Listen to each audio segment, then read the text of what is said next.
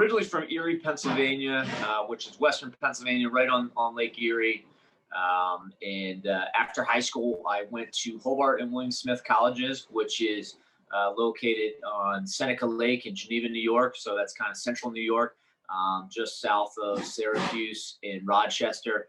I played football there. And growing up, though, I played just about anything and everything I could. Grew up playing football, baseball, a little bit of basketball unsuccessfully, and even swimming, soccer, you name it. Anything that we could play growing up, we did. We tried it all. So a lot of different sports. Can't say I was excellent at any single one of them, but I tried them all. I first, I guess, realized I wanted to become a coach when I was playing in a semi-pro football league around Boston. It actually dates back to about the time of World War II. I was playing for a team in Charlestown, actually right next to Cambridge. And I really just had to, I was excited to be back playing football again, especially after, your college career ends and you really think that's it. I'm never going to play again. And then to find this opportunity to play and compete again was amazing. But at some point I realized that, I need to figure out how to make this a career, not just, a couple more years of playing football or however long I could keep it going. So that was when I really started to talk to some of the coaches on the team and some of the coaches that I knew around the area here and said, what do I need to do to make this a career? And that was what led me to, look into internships and grad assistant positions and really led to me going to Maine Maritime to accept an intern position there. And that was really what got me there was trying to figure out a way, how can I make football a for life thing, not just everyone said, football as a player, it's just kind of that fine window, but how do you make it a for life thing? And the answer was to get into coaching. In terms of recruiting at MIT, the number one thing that we look at first and foremost is academics.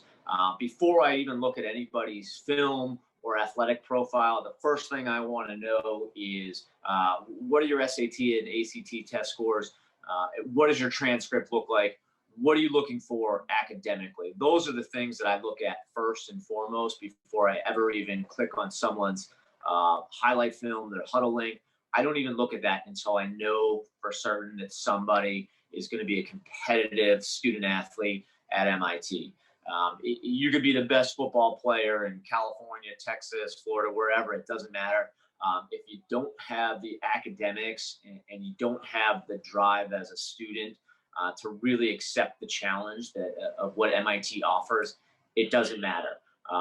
Our athletes are just as smart as every other student on our campus.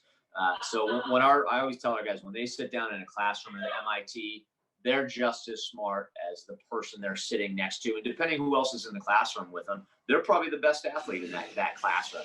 So that's what I always tell our guys. And that's the most important thing when I'm recruiting student athletes.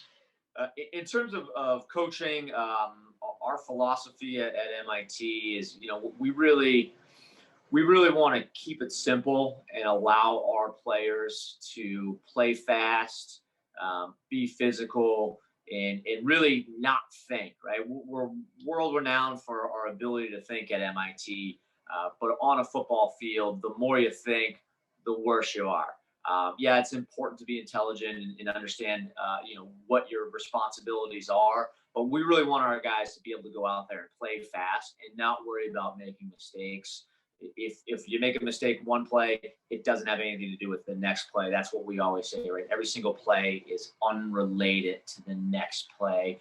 So when we go out there, we really want our guys to have the freedom to go play fast, be physical, and just play the game and not worry about the mistakes, not worry about making a mistake. And really, I think that our guys enjoy that, especially with what they face every day academically from 9 a.m. to 5 p.m. and then after practice, going forward. So that our practice time is very important for us. to allow the guys to honestly enjoy what they're doing, enjoy playing football, have fun doing it. It is a lot of hard work. We really do, put in a tremendous amount of physical and mental work throughout the course of a week. So when we start, we're out there playing and practicing, we want to have fun while we're doing it. I know a lot of people don't think, hard work and fun are two separate things. Well, the way we approach it is those two things go hand in hand. And the harder we're working, the more fun we're going to have. And that's really what we want to do. Not worry about making mistakes, just go as hard as we can. And if we're going to make a mistake, let's let it be an aggressive mistake, and we can work with that. My favorite part about coaching at MIT is the people, the student athletes, my fellow coaches, the guys on our staff, the administration.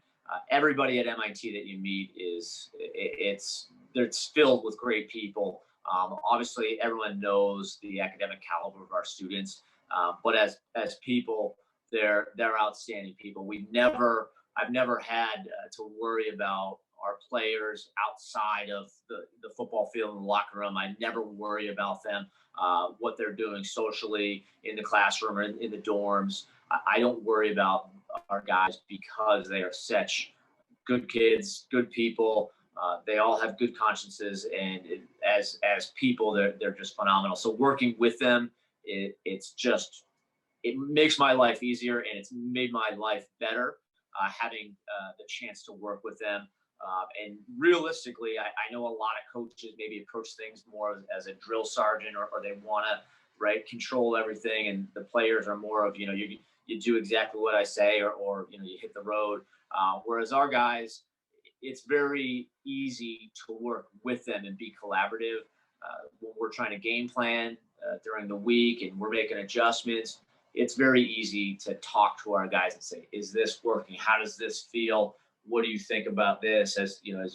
Are we able to run this scheme or this play, and to get legitimate feedback and intelligent feedback from them it's great. So it makes my life a whole lot easier as a coach. So my favorite part about game day has really become the tradition that we've started to develop over the past decade. And it's really started with our parents group and our alumni groups who come out and support the team. You go into Kresge parking lot the morning of the game, and you're going to find a group of parents every single weekend putting together tailgate, getting ready for the game, excited for the game. Alumni coming back that maybe you haven't seen in a year, 2 years, even 10 years, coming back from all over the country. Guys that played 30 years ago coming to campus to watch the program they helped build, to watch us in action. So the environment on game day it's great to have this family atmosphere. And when the game's over, to walk off the field and see the families of all the different student athletes. And we're not a regional school, so our roster is made up of athletes from all over the country. So you walk off the field and you meet a family from Texas and California, Washington, Arizona, you name it, right? We're bringing guys from all over, and the families are coming, and they're there as an extension of our team and our program. So maybe your parents couldn't make it that week. It doesn't matter. Your roommates' parents are going to be there, or one of your teammates, their family's going to be there, and we all get to know each other. So it's not just the 80 or so guys on our roster and our coaches. It's coaches, players, and our families that are there, and obviously the alumni and the rest of campus that come out to support us. So it's nothing short of a pretty big party on game day. So it's a lot of fun to interact and really get to know the parents, and you can see why some kids are so great. Is the parents are they're great people as well. So it's really become a bigger family. And as they move on and graduate, our families really just spread across the country, and that's probably one of my favorite things about MIT football in general, is just the family that has developed